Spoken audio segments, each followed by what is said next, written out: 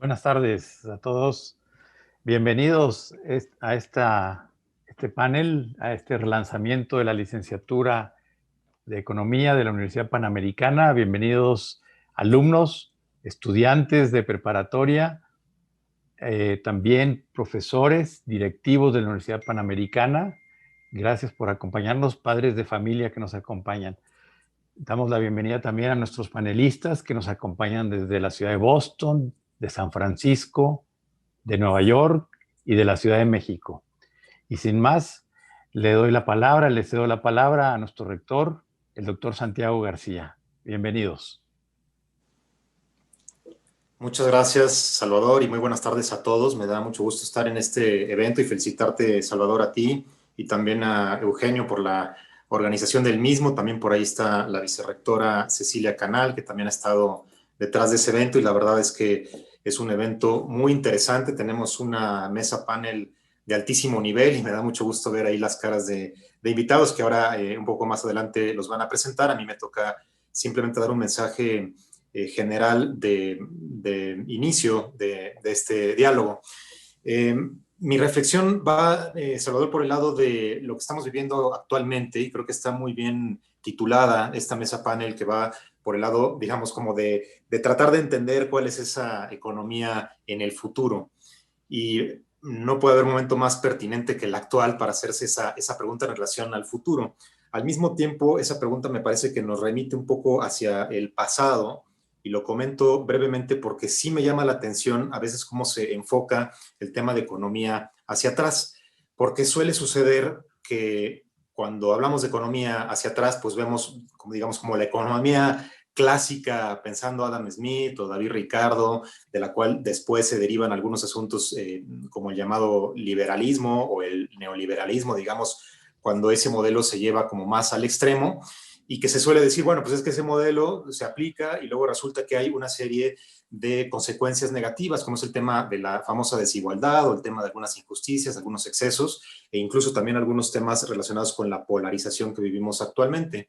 Y luego se suele decir, oye, es que hay otro modelo, que es el modelo más bien marxista o el modelo socialista, que tiende hacia el igualitarismo, donde se ve, digamos, como la igualdad como si fuera un fin en sí misma, y como si la repartición también fuera, digamos, como un fin en sí mismo. Y a veces pasa que al extremo de ese modelo, pues resulta que más o menos algunas cosas se igualan, pero todo se suele venir, digamos, hacia un nivel inferior. Y esto lo comento, digamos, decía, como en esa perspectiva hacia el pasado, porque pensando en ese pasado es también como nos podemos plantear esa pregunta de qué va a pasar con la economía en el futuro. Y yo pienso que en el momento actual es imperativo que haya modelos económicos que respondan y que resuelvan esas grandes inquietudes que tenemos. Y además me parece que lo hagan desde una perspectiva no ideológica ni dogmática, sino que realmente sea como muy sensible a las necesidades del mundo actual. A veces me parece que en la sociedad como que destinamos más energía a esas pugnas que tienen que ver con ciertos aspectos ideológicos que con los temas más de fondo.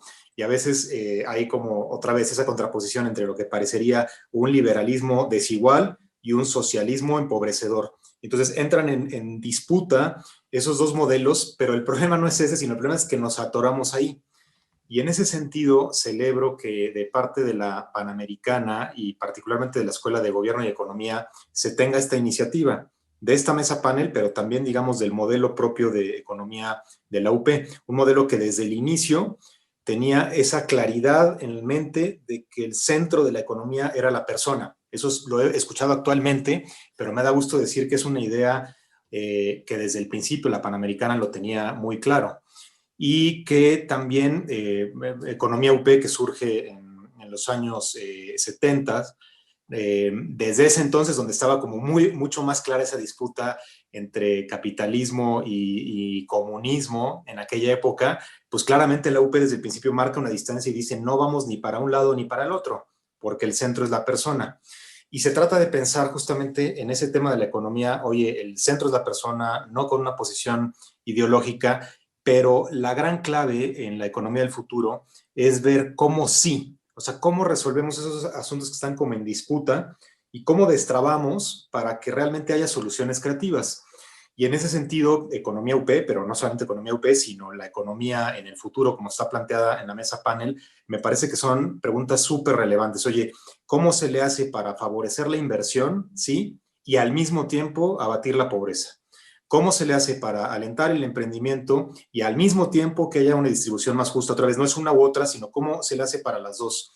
Y cómo buscamos nuevos modelos con la situación actual, además con el tema del COVID y con el tema de las tecnologías, etcétera, donde pueda haber esa generación de riqueza y al mismo tiempo esa conciencia social y esa mejor repartición.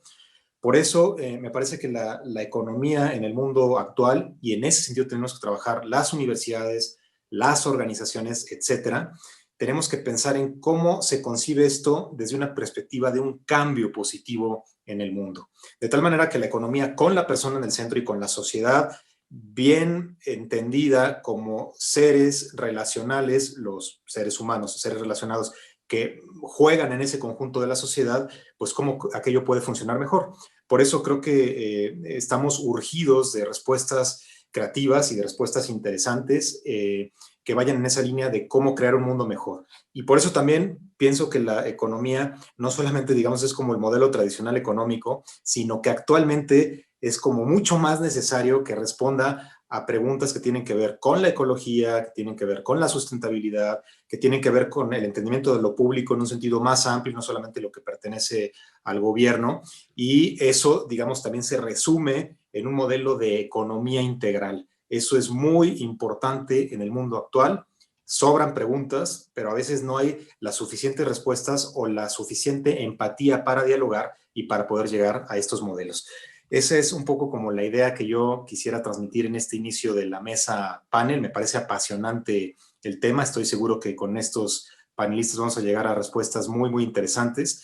Y bueno, Salvador, pues felicitarte a ti por esta iniciativa, felicitar a Eugenio, que es el director de Economía UP, por todas estas nuevas ideas que trae con este impulso increíble que le está dando a Economía a la UP, y sobre todo, más allá de esto, es que nos ayuden a todos a encontrar buenas respuestas y a poder impulsar soluciones encaminadas al bien común. Muchas gracias, Santiago. Muchas gracias, rector. Y le cedo la palabra al doctor Eugenio Gómez Alatorre, director de la licenciatura en Economía de esta universidad, y reconocerle su liderazgo e iniciativa para llevar a cabo este panel. Muchas gracias, Eugenio. Tienes la palabra. Buena tarde a todos. Bienvenidos.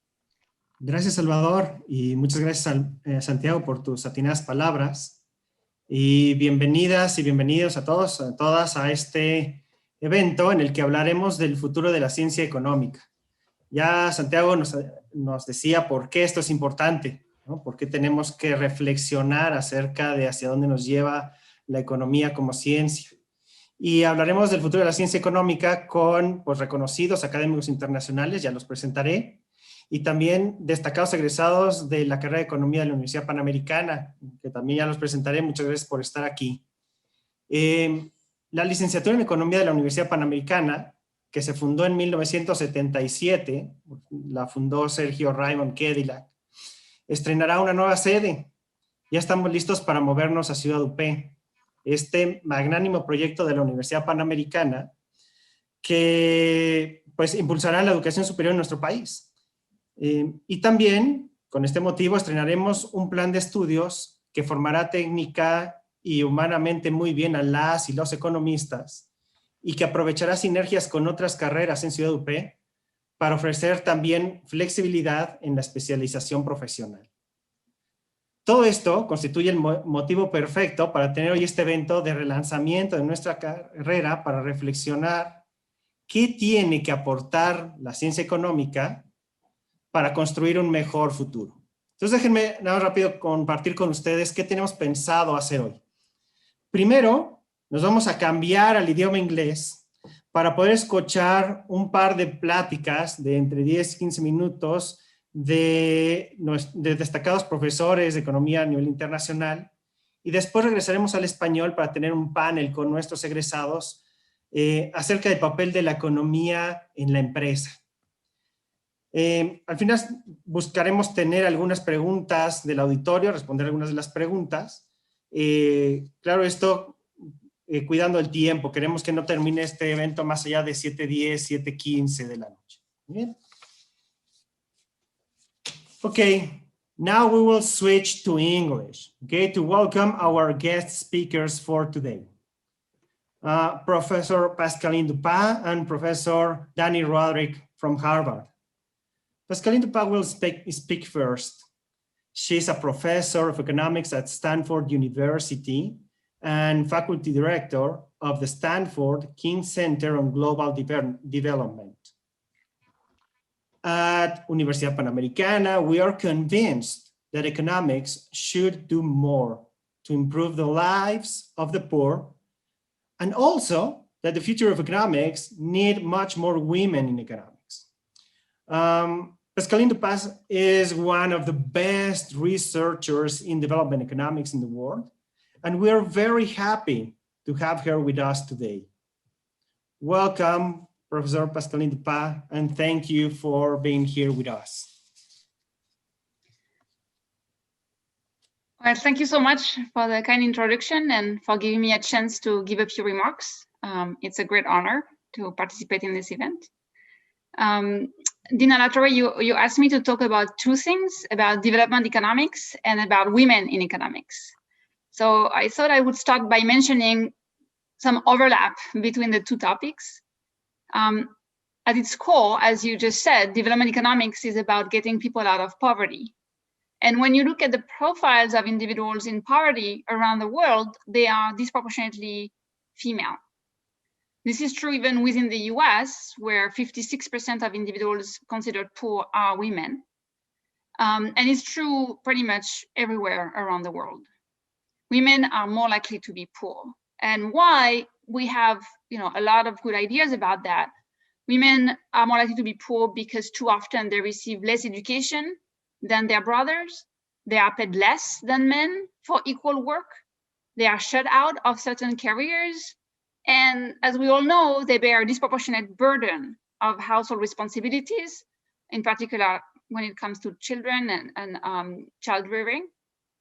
And that means that their ability to invest in and to maintain their competitiveness on the labor market is undermined. So when we do research or when we set policies to alleviate poverty, women are very much top of mind. Women are the intended beneficiaries of a lot of the interventions and programs that researchers and policymakers alike work on. So what does it mean for the field of development economics? Well, perhaps because gender issues are at the forefront of many development issues, the field of development economics has a greater representation of women than many other fields within the discipline. And in fact, not only do we have a higher share of women, we also have women at the very top of the field. We have Esther Duflo, the 2019 Nobel laureate, one of only 2 women to have won the Nobel Prize in Economics. We have Penny Goldberg, former editor of the AER, former chief economist of the World Bank, now president of the Econometric Society. We have Rachel Glenister, chief economist at DFID, now the FCDO, the Foreign Commonwealth and Development Office in the UK. We have Rohini Pandey, an amazing mentor to so many of us, who won in 2018 the Bell Award given by the American Economic Association to an individual who has furthered the status of women in the economics profession. And I can go on. There is Oriana Bandiera, editor at Econometrica, director of the development program at CEPR.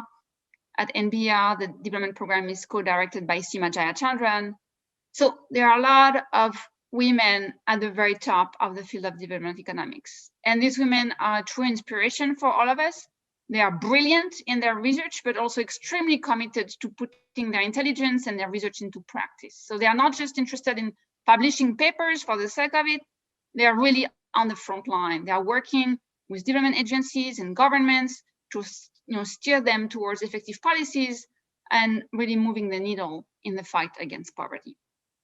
But just like economic growth is not enough to bring about gender justice and equality, just like there's a glass ceiling in politics in many countries, in the US where I live, this glass ceiling has only started being shattered yesterday with the inauguration of Kamala Harris, the first woman vice president in the history of the country, and the first woman after a long series of 48 white men. just in this situation, the discipline of development economics is still far from being balanced when it comes to gender. We still have an overwhelming majority of scholars who are men. We have a lot of brilliant women. I mentioned some of them, but not that many women overall. And the field of economics more broadly is even more skewed than development economics. And so there's been kind of like a reckoning in the profession on this issue with a report put together by the CISWEB, the Committee on the Status of Women in the Economics Profession within the AEA. And this report showed that the pipeline, as it's called, is very seriously leaking. There are too few women going from a bachelor's degree to a PhD in economics, too few women going to academia after the PhD in economics, and too few women staying in academia for the long run, even conditional on starting in academia after the PhD. So just some numbers, to put around these facts. In 2019, they estimated that 21% of all tenure track faculty in economics were women, and 32% of all economics PhDs were granted to women. So if you compare this 32 to the 21, you may say, oh, there are more graduating students than there are faculty. Maybe that means there's a positive trend. Well, not quite. It's actually, there's leakage. And if anything, the number of students graduating with a PhD in economics being women has not increased, or the share has not increased in the past 10 years. If anything, it has fallen a bit. So we've actually kind of plateaued in terms of the share of PhD grantees who are women, and we have a serious leak problem. So that's kind of the bad news. We still have too few women in the profession, and we are not seeing the positive trend that we want to see. But what I would like to highlight as the good news is that we are starting to understand why. There has been a flurry of studies in the past 5 years documenting that at virtually every margin considered, women economists are treated differently than similarly situated men. Heather Sarsons in 2017 wrote a paper showing that women economists receive less credit than their male co-authors when they are assessed for tenure and promotion. Patricia Funk and Nagore Iriberi, in a paper with David Card and Stefano Della Vigna, find that journal editors and referees are more likely to reject papers written by women economists than if they were seeking to maximize citations. A brilliant new scholar, Marlene Coffey, at the University of Toronto, shows that within subfields, economics papers with female authors are less likely to be appropriately cited by related papers than papers with male authors. Erin Engel in 2018 found that women experience longer turnaround times and more stringent writing requirements from journal reviewers. And most famously, Alice Wu, a graduate student at Harvard, in a paper a few years ago, now just published in 2020, find that women economists have been systematically trivialized or even sexualized in online forums.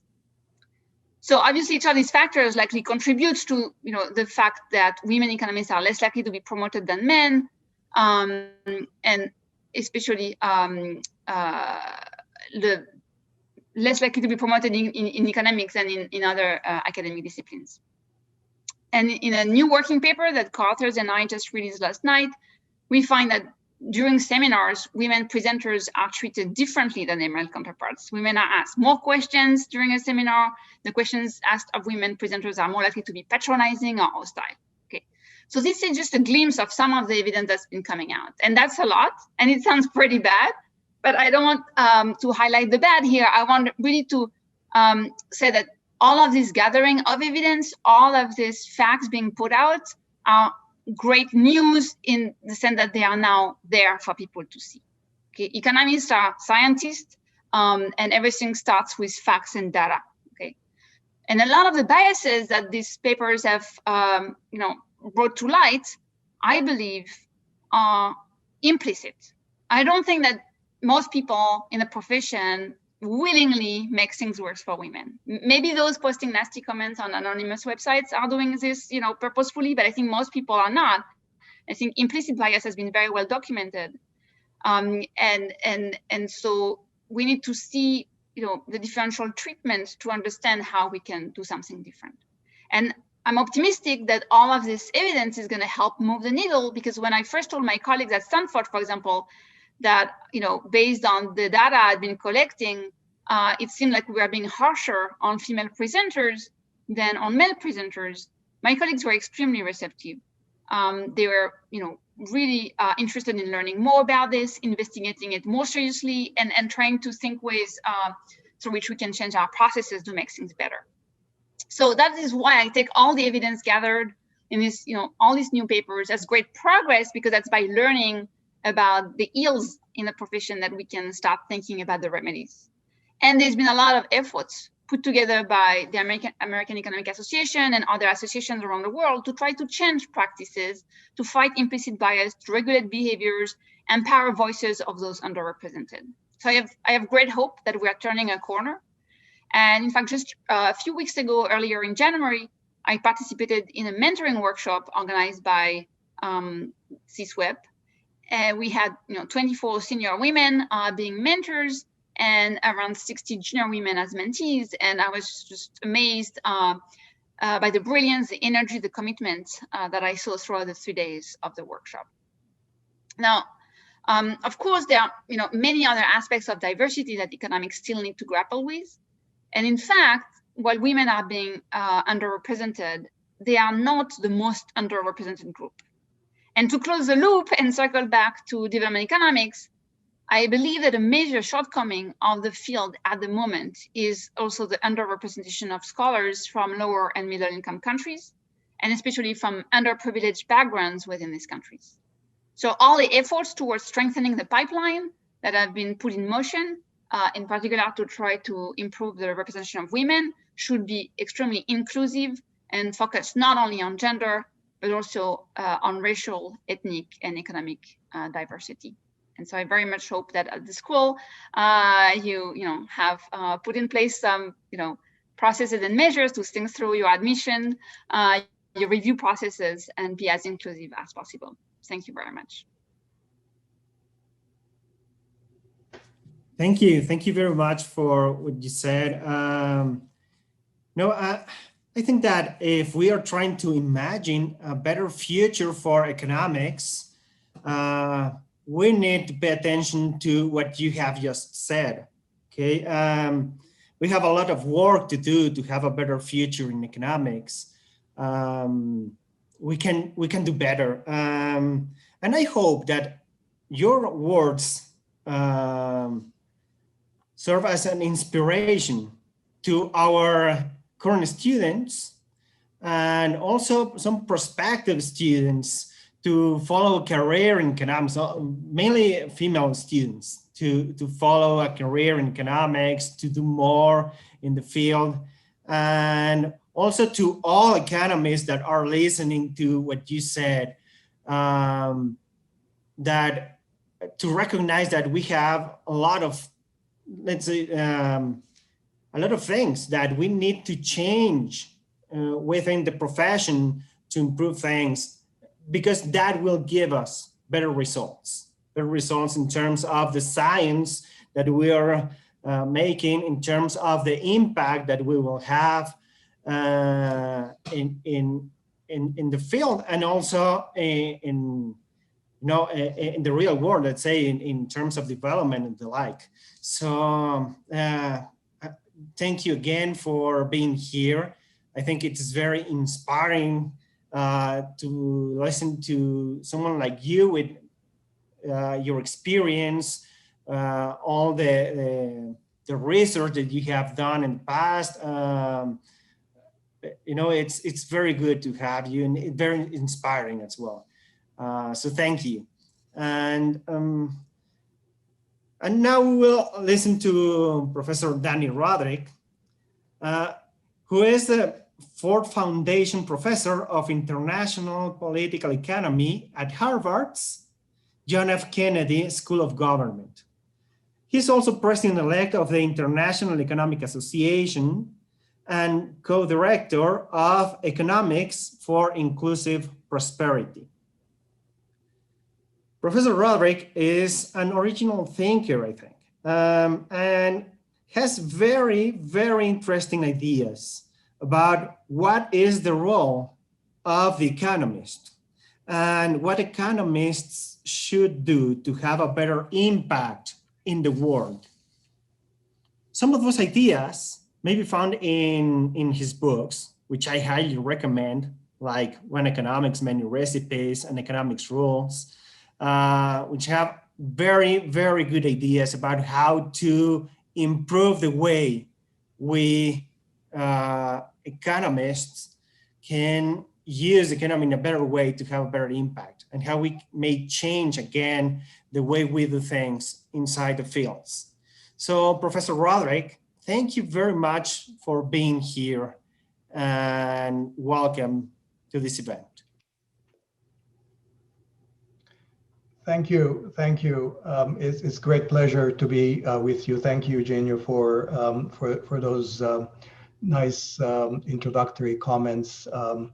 It's a pleasure to be with you. I want to congratulate you on moving to your new campus, and I hope that will be the start of a new and more productive era, and it'll augur well for Universidad Panamericana. And all my best wishes on this important occasion. As Pascaline very nicely described, the economics discipline, the economics profession is undergoing a lot of changes at present. There is a kind of reckoning that's going on, and I think the troubles that economics has had in relating to the world, in explaining the world, and coming up with useful frameworks, and the stumbles it has encountered is not entirely unrelated to the problems of the discipline within itself. In particular, that within itself it has had a kind of an explicitly hierarchical and very an environment that has not been particularly inclusive of women, of people of color, of people with diverse views, and people from other countries with different experiences. So I think as economics becomes more diverse within it, I think it'll always also be in a better position to address the significant problems of the world, whether it is economic development and poverty reduction, whether it is the problem of climate change, whether it is in fact problems of political economy, such as governance and the troubles of democracy around the world. I've spent all my professional career in multidisciplinary environments, which is to say that I've never had the luxury of being full-time in just in an economics department where my only colleagues were economists. Now, what that has meant is that I've encountered my share of criticism of economics from colleagues from other disciplines, from other social sciences. And that has made me think a lot. In part, it has, it's reflected in my own work, which expresses a certain degree of skepticism about some of the policy prescriptions that have become conventional wisdom in economics, whether it is the Washington Consensus, or it is, free market recipes of one kind or another, which have not always worked well. But it has also made me think about what is it about economics that I actually really like? Why is it that I think economics is a particularly important social science that helps not only explain the world, but also helps us come up with frameworks with which we can improve the world in those different domains. So I've tried to straddle this world well. On the one hand, I am a critic of many policy prescriptions. On the other hand, which economists tend to converge to, at least until recently. I'm feeling a lot more mainstream these days, I have to say. But I'm also, I feel that economics is a very powerful way of thinking about the world. And I'm very glad that I'm an economist, and I hope I can communicate that enthusiasm to your students and graduates as well. But thinking about these issues, a few years back, I sat down to write a little book that is called Economics Rules, where I try to explain mainly to myself, and to the extent it was helpful to my readers, to my audience, sort of where economics is powerful and why is it that we actually sometimes make mistakes and attract justified criticism from other social sciences. And it turns out that the argument that I made in that book had been made in a much more concise form. In fact, in the form of a single sentence, but of course by no other than John Maynard Keynes all the way back in 1938. And I wasn't aware of this sentence before I wrote the book, because after all, if I had been, that one sentence would have sufficed and I would not have written the book. So let me give you that sentence, because I think it does a very good job of explaining what economics is and what it does. And here's Keynes's definition of what economics, or what kind of a science economics is. He says, economics is a science of thinking in terms of models, joined to the art of choosing models which are relevant. Okay, let me read that again. Economics is a science of thinking in terms of models, joined to the art of choosing models which are relevant. Okay, so so this is saying a lot of things, besides very nicely summarizing the point that I was trying to make in a very belabored fashion in my own little book. First, it says that models are a critical part of economic reasoning. So think about this, these are little theories. Theories, or these models, are attempts to be very explicit about particular causal chains. So not hand waving, not arm waving, it's being very formal, very careful, dotting the I's and crossing the T's. Often these are mathematical, but they don't have to be. I think, sometimes I tell my students that economists use math not because they're smart, but because they realize they're not smart enough. Because otherwise, the whole point of math is to make sure that you're making a logically consistent argument. It's not anything really more fancy than that.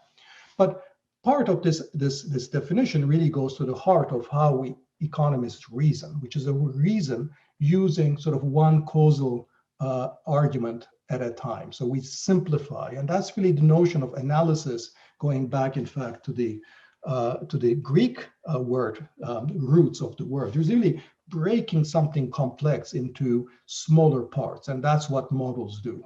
They analyze different causal explanations one at a time by abstracting from other complicating factors. So it's a science of thinking in terms of models, but it's a science of thinking joined to the art of choosing models which are relevant. So what we need to do is figuring out of these multitudes of frameworks, which are the more relevant ones. So are labor markets, for example, sufficiently competitive that we can apply the perfectly competitive model? Or is there actually a lot of market power on the part of employers so that maybe we should apply an oligopolistic model? It makes a huge amount of difference in terms of how labor markets work. And moreover, it makes a huge amount of difference, for example, to the question of whether minimum wage would depress employment or would perhaps actually increase employment. So we need to figure out, we need to navigate among these different models to understand which one is actually the relevant one. Now, Keynes called this the art of choosing the model which is relevant. Now, our econometric methods, our empirical methods have actually improved so much that at least retrospectively, often that we can dispense with the art and we can actually use the science of inference, of causal inference. So improvements in our econometric techniques, the widespread use of randomized controlled experiments allow us to actually navigate among these models, at least retrospectively, to figure out which one of these models might be the more relevant one. But the art, I think, is important because in real time, when you're trying to decide if you're doing policy in real time, often you don't have the luxury of being able to undertake the perfect experiment or have the perfect econometric approach for delineating the causal inference. So you have to be able to practice the craft or the art of figuring out which of these models are the more relevant ones to apply. So empirics, therefore, either in a sort of very fully fleshed out formal way or more informal way, is extremely important together with the theory. Third, what's very important in this idea, this definition, is that it's really that economics is really very much about a multiplicity of models. The perfectly competitive model is just one. For oligopolistic models, we have multitudes of them. We have models with imperfect information. We have models where households or investors may not be rational. We have models with all kinds of frictions. Each one of these essentially give different results. So what that signifies, rather than sort of actually should be a source of confusion or indecision, it really points us to something that's very important about our economic frameworks, that they push us to understand the importance of the context. So if we want to be useful economists, we have to figure out how we do the mapping from the context in which we are to the models that might be relevant. So think about models in this context as essentially being different types of maps. You can have a subway map, you can have a bike map, you can have a walking map, you can have a highway map. Each one of these are abstractions. They don't describe the underlying physical reality perfectly. And they're absolutely indispensable to get you where you are. But it's very important to be able to pick the right map when you're going. So if you're actually traveling by car, taking the subway map with you is not going to be very helpful. So you need to know which map will apply to the particular context that you find yourself in. In particular, sort of the kind of perfect competition, the model which is economists tend to teach undergraduates in Econ 101, where there are very few frictions and markets work very well, is only one model among many. And I think this is a very important fact that we need to understand, and we need to make sure that when we teach economics, our students also understand this. There's another great quote from actually one of my teachers, Avinash Dixit from Princeton University. And he says, the world is second best at best. The world is second best at best. In other words, the first best of a perfectly competitive model exists only in our introductory economic theory textbooks. The world is much more complicated. It is second best in the context that is full of, in the sense it's full of market and government failures, and therefore this science/art of thinking in terms of different models and picking the one that's going to be most relevant is extremely important. And here we come, I think, to what is probably the mistake that economists make the most, and which is why I think they often deservedly get the criticism from other social scientists, is the mistake of confusing a model for the model. That is, on sort of, overly fixating on a particular way that you think the world works, when in fact there's a much greater variation. So that's the mistake that we make. For example, when we try to apply the Washington consensus model to all the developing countries, it's a mistake that we made when we deliberalized financial markets, when we sold financial globalization to developing countries, and so on. I think the good news is that all of this is really in the process of changing. Just like the internal configuration the discipline is in transformation, with the profession becoming much more diverse. I think it's the case that the set of ideas, the set of frameworks that economists are considering today are much, much richer. That's partly because economics has become more empirical, and doing real world empirical work throws out all kinds of results that might not be consistent with your preconceived model of the world. So it forces you to countenance these multiplicity of understandings. And I think that's a very good thing. And I think if I feel very good about the future of economics in its various different forms, it's because I think that I see there is much greater diversity in terms of our approaches to policy, understanding the world.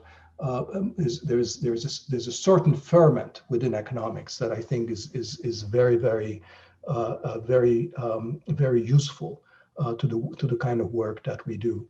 And I certainly very much hope that the students in the school will also be part of the movement to make economics not just more diverse, but also much more relevant to the real world as it exists, rather than the world that exists in the simplest of our economic theory textbooks.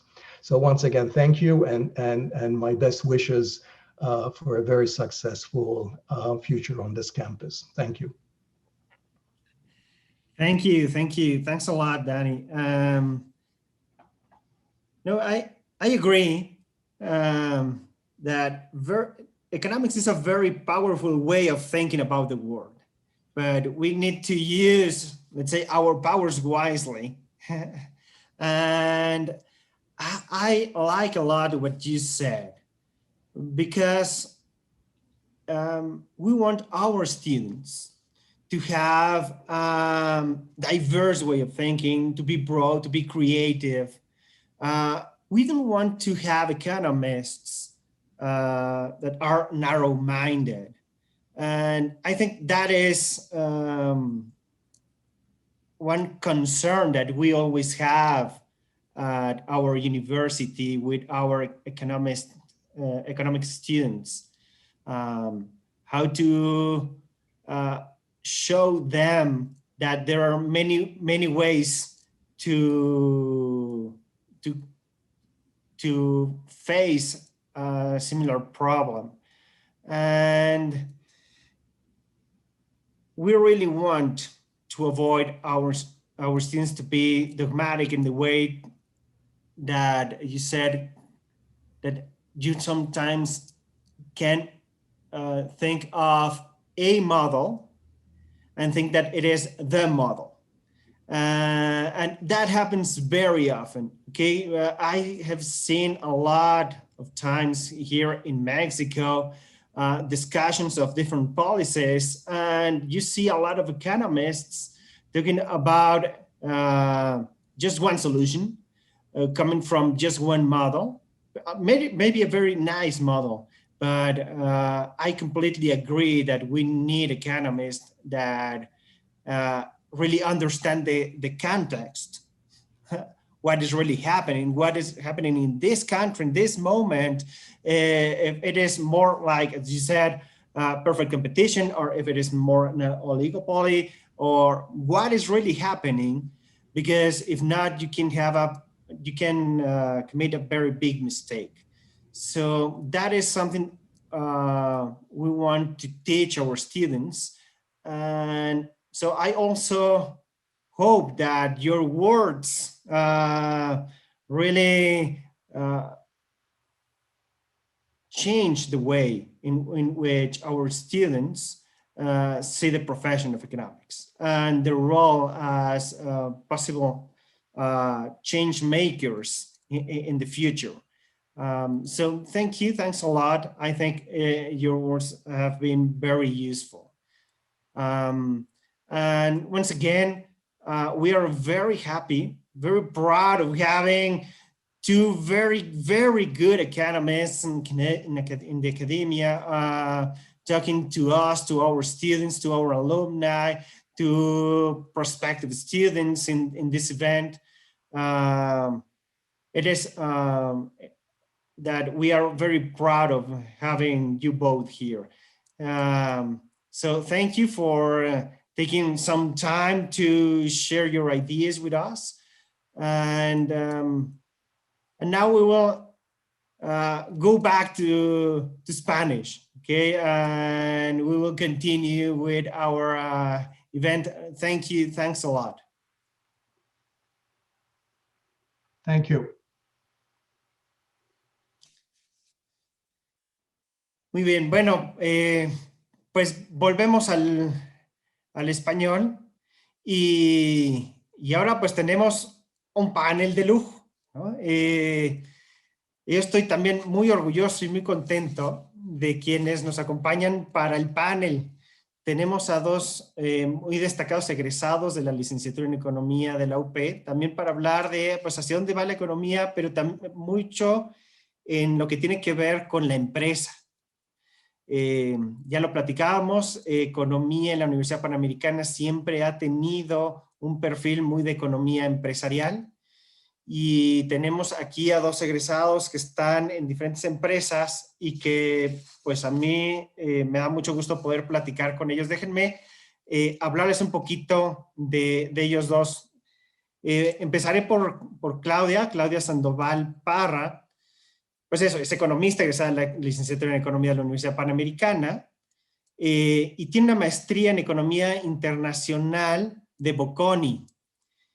Ella inició su carrera en el área de estudios económicos de Banamex, haciendo análisis de política monetaria y desempeño de diferentes sectores como el agroindustrial, el automotriz, el del acero. Actualmente, ella trabaja para McKinsey & Company en la oficina de Nueva York, como gerente global de la práctica de administración de riesgo. Claudia se considera a sí misma como una ciudadana global, habla 4 idiomas, le encanta colaborar con personas de todo el mundo y ha vivido en 6 ciudades: Ciudad de México, Milán, Kuala Lumpur, Singapur, San Pablo y Nueva York.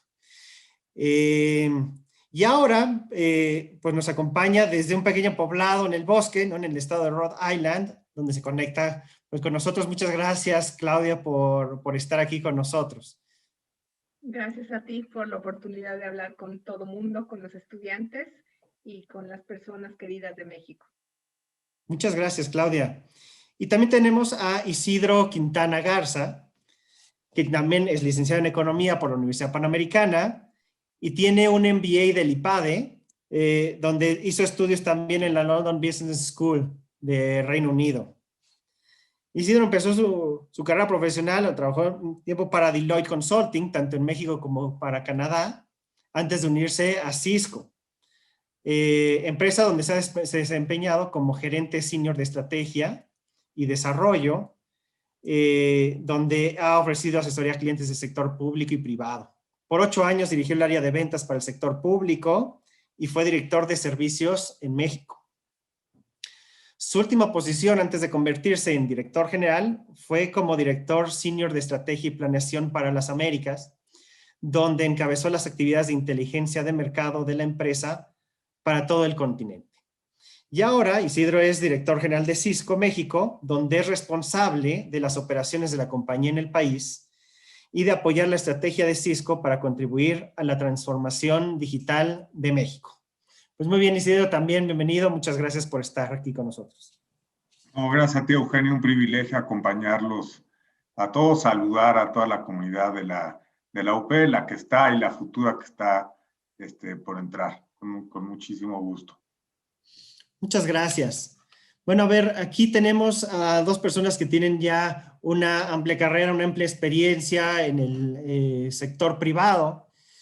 Y, a ver, quiero hacer primero la misma pregunta a los dos. Y es, hablando de esta idea de hacia dónde va la economía, etcétera, yo lo que quisiera saber es qué tiene que ofrecer la economía a la empresa, ¿no? Decíamos que hay una parte importante de economía empresarial y lo que quisiera yo que ustedes me dijeran desde su propia experiencia es justamente eso, ¿no? Cómo la economía puede hacer su aporte a la empresa para que la misma empresa también haga su aporte a la sociedad. Entonces, no sé, a lo mejor podemos empezar contigo, Claudia. Claro. Estaba reflexionando un poco sobre la presentación de los profesores que nos hablaron, y hubo algunas cosas que sobre todo la presentación del profesor de Harvard me llamaron mucho la atención, porque yo eso lo puedo decir que es el día a día de mi trabajo, ¿no?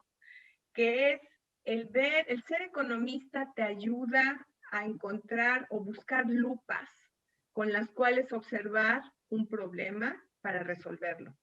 Entonces empiezas con la lupa pequeña, la lupa más grande, la lupa siguiente, hasta que encuentras la adecuada para entender cuál es el problema real que tratas de resolver y empezar a ver cuáles pueden ser las posibles respuestas para solucionar ese problema. Trabajando en una compañía de consultoría, eso es lo que hacemos.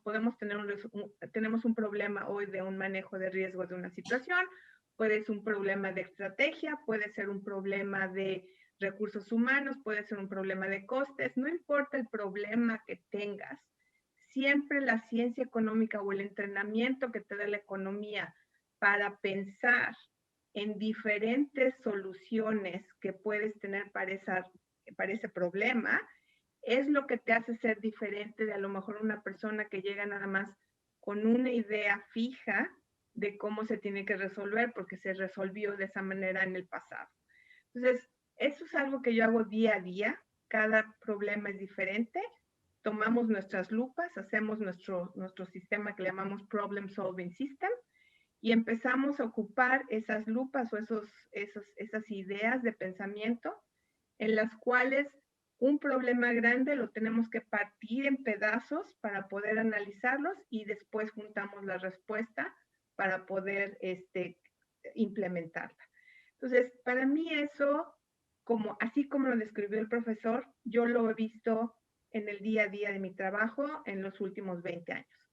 Entonces, es algo que a mí me agrada mucho hacer, me mantiene con un pensamiento dinámico, me mantiene actualizada de las nuevas ideas, como por ejemplo ahora lo que él estaba hablando de existen los modelos y que el problema que muchos economistas tenemos es que nos juntamos un solo modelo. Yo no lo creo, yo creo que siempre hemos tenido esas lupas y el punto es que a lo mejor nos quedamos con un solo modelo porque era muy difícil hacer 400 modelos o no sé cuántas correlaciones para verificar si algo tenía sentido u otra cosa. Con la tecnología al cual, que seguramente Isidro nos hablará de ello, es muy fácil. Ahora puedes poner un programa, para eso existe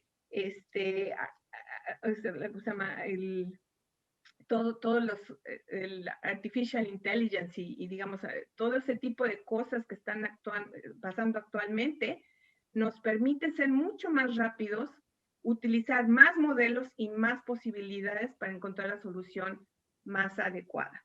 Nunca se llega, estoy de acuerdo, a la solución perfecta del modelo económico perfecto, en donde todo mundo ve por todo mundo y nadie quiere ganarle a la otra persona. Eso no existe, la competencia perfecta, pero sí existe a lo mejor en la sociedad tratar de, sobre todo ahora, las empresas, tratar de buscar una respuesta social y de equidad, además de la respuesta de solamente tener negocios para la empresa. Entonces, yo así es como la veo. Espero que haya respondido tu respuesta. Bien, sí, muchas gracias, Claudia. Isidro, ¿qué opinas? Gracias, Eugenio, siempre un gusto escuchar la perspectiva de Claudia. Hubo una frase que tú parafraseaste del profesor que hizo favor de compartir, que era que la economía es una muy poderosa forma de mirar al mundo. Y creo que eso resume en esencia el economista, la mira de una forma poderosa porque tiene no uno, sino varios modelos para mirarla, y lo que es fundamental del economista es que de alguna forma queda tan tatuado en la mente o formateado en el cerebro que se aplica ese modelo no solo a los problemas económicos, sino cuando estamos viendo el deporte, o cuando estamos viendo la política, o cuando estamos mirando la cultura. Es una forma, son unos lentes poderosos para ver el mundo. Y esto no pasa en todas las disciplinas o las ciencias. Digo, por compararlo un poco, los ingenieros químicos son extraordinariamente brillantes, porque en realidad lo son, pero su framework mental, su modelo mental, lo aplican para problemas de química. Y ahí se quedan aplicados. El economista lo solemos aplicar en todas las áreas, ¿no? de nuestra vida. Y creo que produce resultados poderosos y da una flexibilidad muy particular a los economistas. Por ejemplo, lo que decíamos en el sector privado, donde quizá no se nos ubique o no se ubique en una primer instancia un economista, porque lo imaginamos mirando los grandes problemas del mundo, la democracia, la desigualdad social, el cambio climático, la digitalización, pero la mayoría de los economistas, una muy buena parte, está en el sector privado.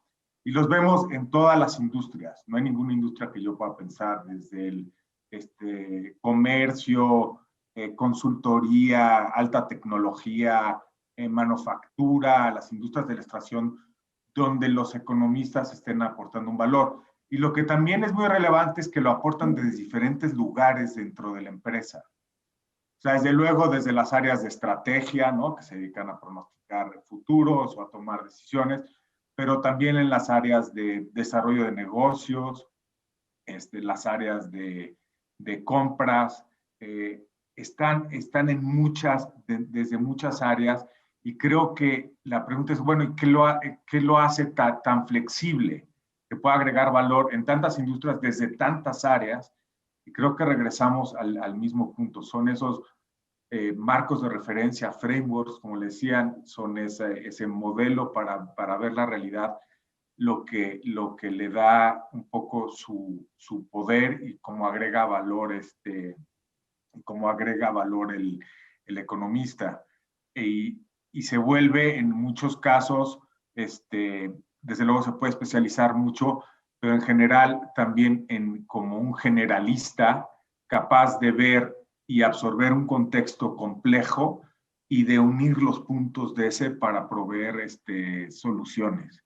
Yo creo que ahí hay algo muy poderoso para los economistas y los aspirantes a ser economistas, que aunque parece una ciencia, una disciplina muy amplia y muy teórica, a veces cuando estás estudiando dices, bueno, ¿esto cuándo lo va a aplicar en la vida? Pues no, esto particular nunca, pero lo que se está quedando, los lentes, las lupas, como decía Claudia, con las que te estás quedando, las vas a poder aplicar en muchos contextos, dentro de la iniciativa privada y desde luego desde el punto de vista público.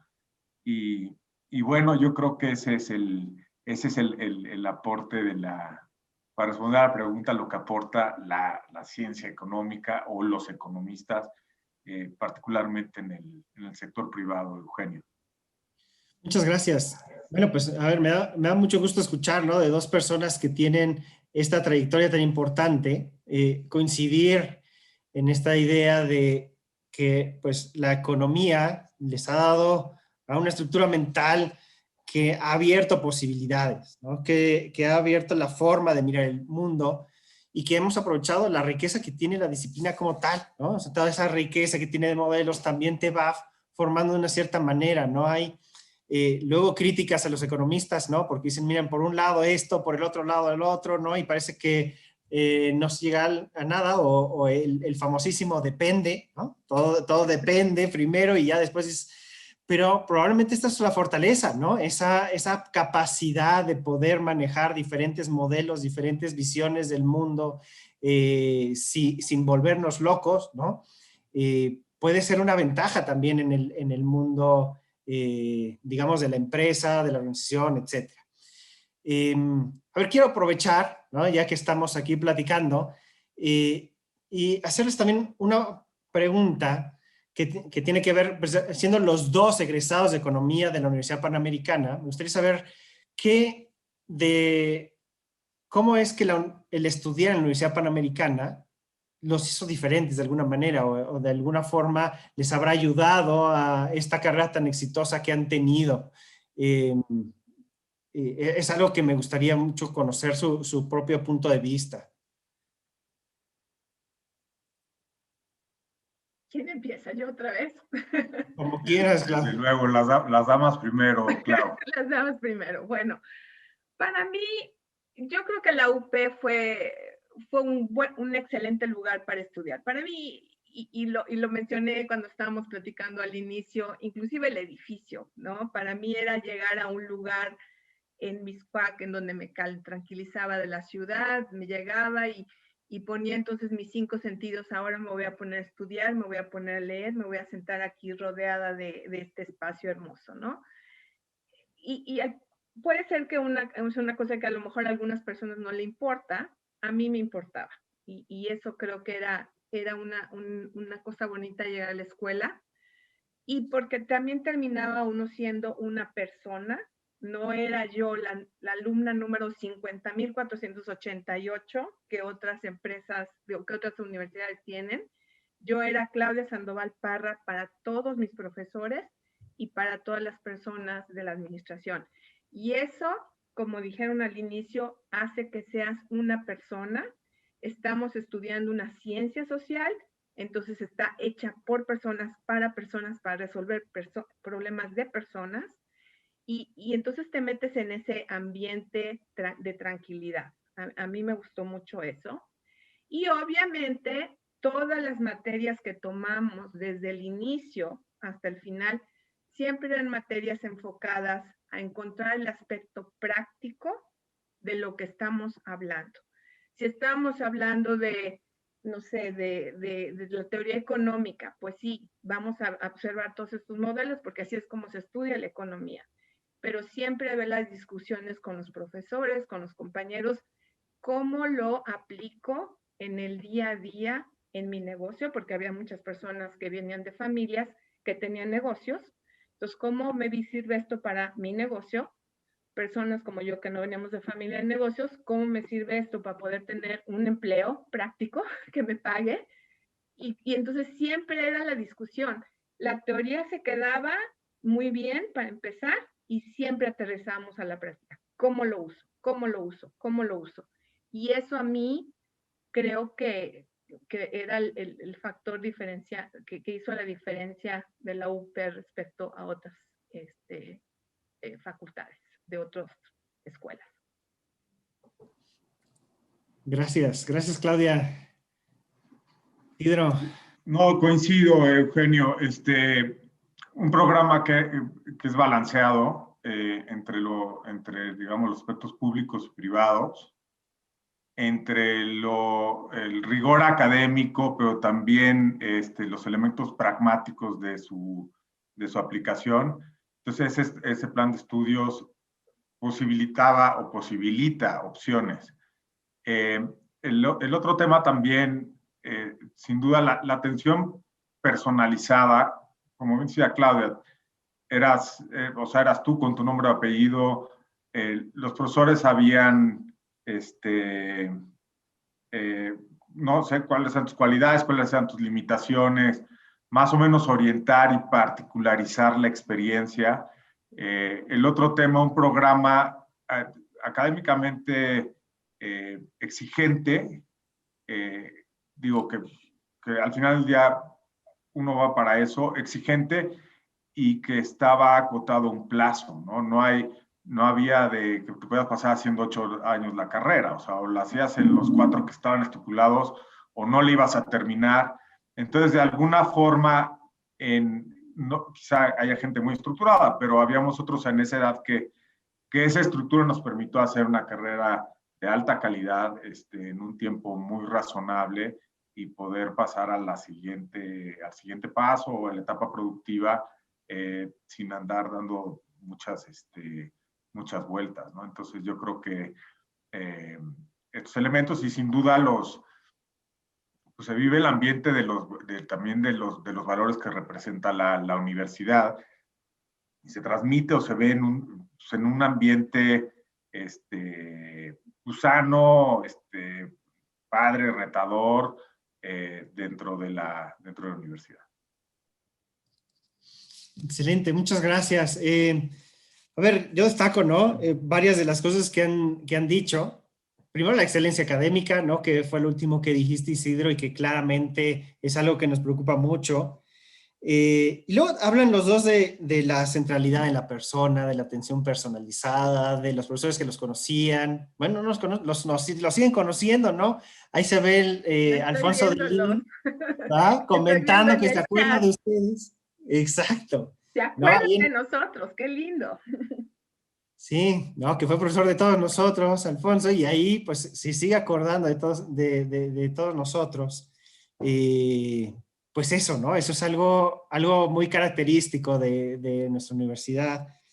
Ese sentido práctico. Y luego también decías, Claudia, del edificio, ¿no? De Miscuac, tan bonito, ¿no? Digo que Miscuac siempre será Miscuac.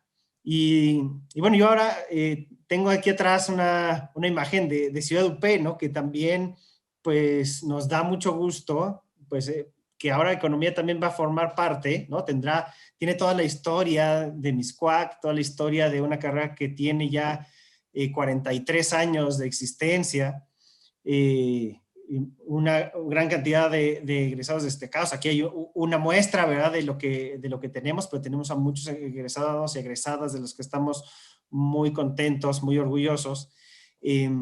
Pero ahora pues también estamos contentos de estrenar un nuevo campus, ¿no? Un campus que además es un proyecto grande, magnánimo, muy interesante y que pues ya estamos listos para usarlo. Nada más nos hace falta que nos den permiso, ¿no? El famosísimo COVID de estar allí, pero también es algo que nos emociona, ¿no? Es decir, Miscuac lo querremos siempre mucho, ¿no? Pero también creo que Ciudad UP nos va a dar unas posibilidades interesantísimas para nuestra carrera y para el desarrollo, ¿no? Pues, a ver, creo que se nos va acabando el tiempo, ¿no? Yo dije al inicio, ¿no? Que queríamos acabar 7, 17, 15 máximo. Veo que, perdón, ¿no? Había quien quería hacerle una pregunta a los profesores, pero pues que tenían ellos que desconectarse, ¿no?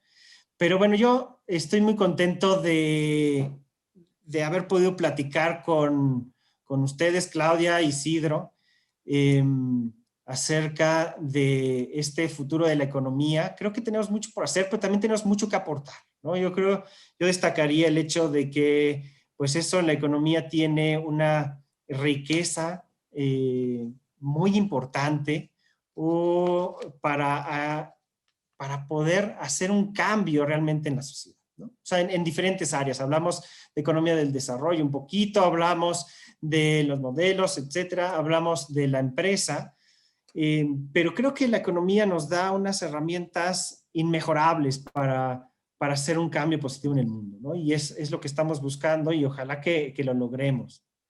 En eso estamos trabajando en Economía Lupe, ¿no? Formar mujeres, hombres que puedan hacer un cambio positivo en este mundo, darles esas herramientas, esa forma de pensar, de forma que tengamos un mundo mejor. Y creo que la economía nos ayuda mucho en ese sentido.